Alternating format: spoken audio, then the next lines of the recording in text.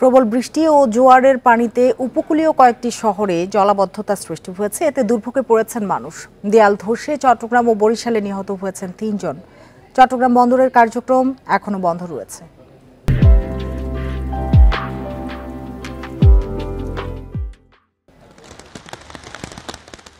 ঘূর্ণিঝড় রিমালের প্রভাবে ভোর থেকে চট্টগ্রামে শুরু হয় বৃষ্টি।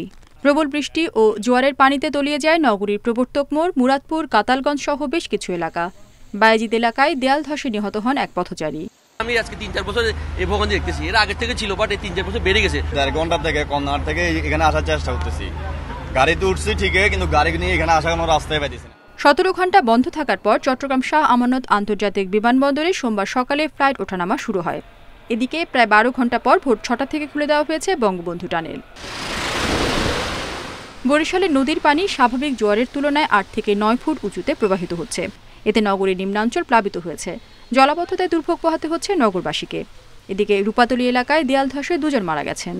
ভয়াবহ অবস্থা বরিশাল সদর রোড, কাকলির মোড়, সকল রাস্তা তলায় গেছে পানিতে। জোয়ারের পানি বাড়ার কারণে ঘরে পানি উঠে গেছে।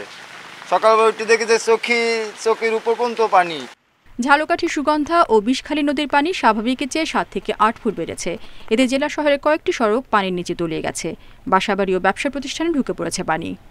অনেক গাছগুলো পড়ছে, ঘর বাড়ি মানে পুরো সব তলায় গেছে। এত পানি ছিল না এর আগে। হঠাৎ করে মানে ঘরের উপরে বড় গাছ ভাঙে পড়ে, পরে এমন ভাবে ভাঙে পড়ছে গাছগুলো, মানে পুরো চাল টোল ভাঙে পড়ে গেছে। খাগড়াছড়িতে পাহাড় ধসের আশঙ্কায় ঝুঁকিপূর্ণ এলাকার বাসিন্দাদের নিরাপদ স্থানে সরে যাওয়ার জন্য মাইকিং করা হচ্ছে। রেশমী নন্দী, ইন্ডিপেন্ডেন্ট নিউজ।